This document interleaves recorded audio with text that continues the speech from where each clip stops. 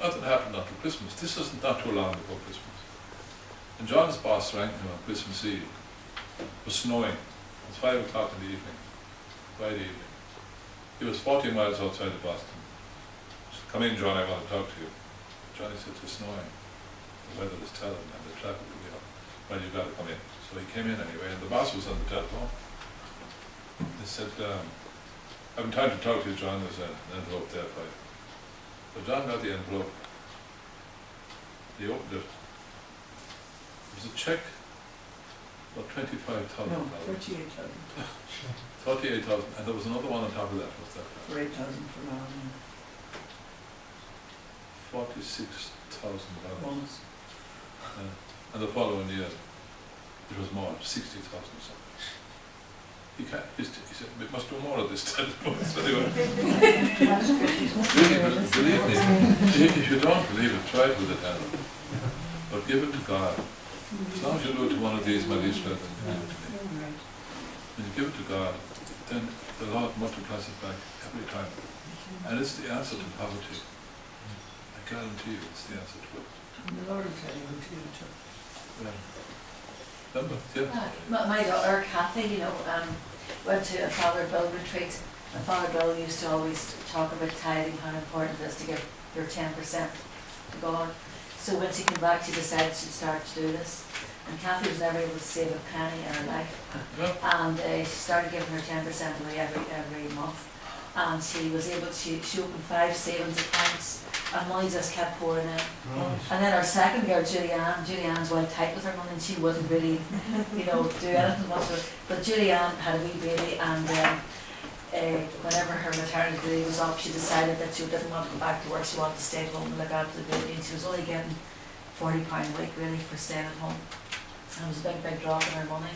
But anyway, Kathy had talked to her about how important tithing is, and how God really blesses you when you do this, So Julianne decided that she'd start giving her 10%, so she saved up money anyway, and eventually she posted off, I don't know what's this, I can't remember what she posted, maybe £100 or something off to the mortgages or something.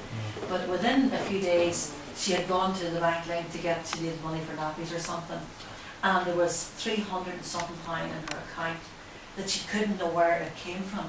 So she was totally delighted with that. So she took out 10% of that and says, "Kathy, send that off to wherever." And when she went back on Sunday to get something else, there was another 70 something pounds in her account as well. So the 2 girls are really so blessed by it, and so, It's the answer, I tell you. And we never had anything. I was singing to make a lot of money, and I was a civil servant as well. We were always in the red for the first 25 years of our marriage. I had 7 children, it's hard going, And yet when I quit the job and had no job, we started to toy. We had more money than we ever had in our life. And it's God provides. You want to say something? No. I know you were very heavy. You know the stories too. Like with you talking all night, I started.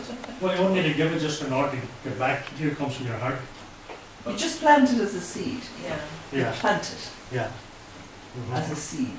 Seed faith. Yeah.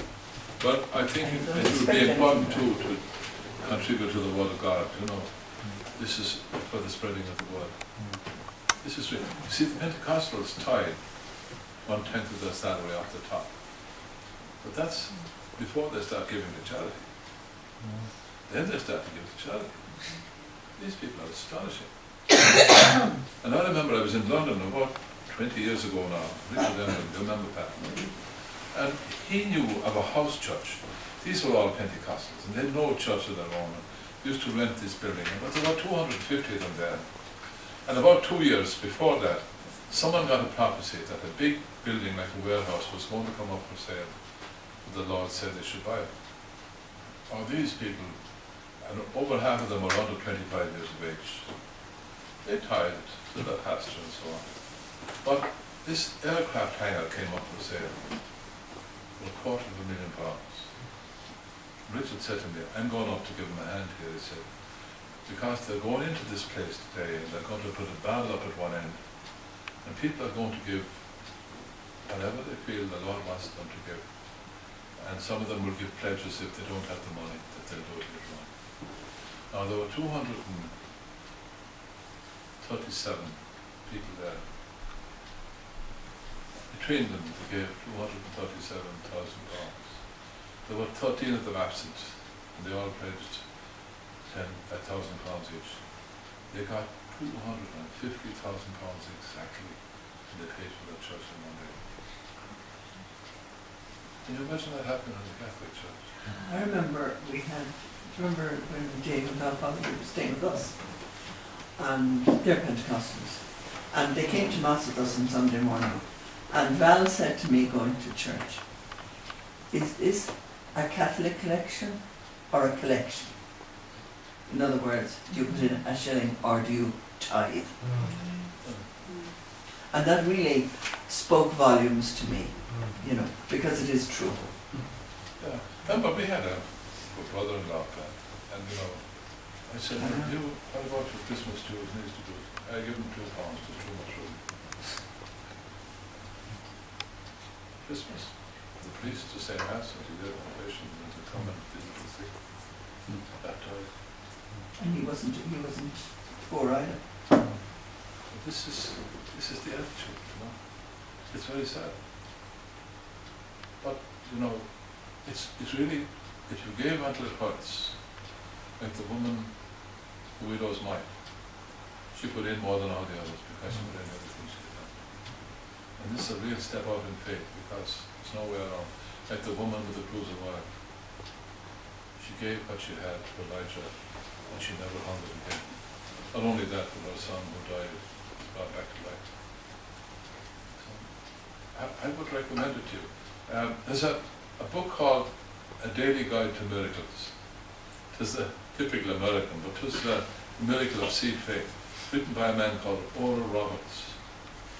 Now this guy, Oral Roberts, had a terrible stammer when he was young. He was Pentecostal.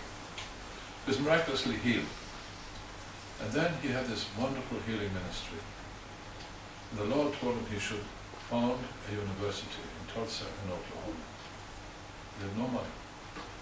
He looked at this campus, he looked at this place, 25 acres. He said, I'll buy that. And the Lord said, no, it isn't big enough. We need a 40-acre campus. So this 40 acres came up for sale. He didn't have enough money to pay the first deposit. He said, he borrowed money, I think, to pay the deposit. He had to pay so much every month. He paid the whole lot off. He built the Oral Roberts University, which has 19 different faculties in it now. It's one of the most famous universities in America. And he never owed one penny on it. The Lord provided for the whole. And all the professors are all spirit-filled, and they all do it for the love of God. And everyone who goes in there has to be baptized in the Spirit. It's extraordinary, Oral Roberts. I have some of these tapes at home. Open their eyes. See, we talk about it, but they do it. We talk about fasting, they do it. And once we start to do this, it's astonishing the way God provides. Anyway, thanks for confirming that to us, Mary. I know there are other people who it never stops giving. It's the thing about her. Thanks to God. And as long as she does, she's never going to. This is going to prosper. This is God's house, and this is holy ground. Praise God. So, does anyone have any questions or anything? What do you think about the end times? What do you think is going to happen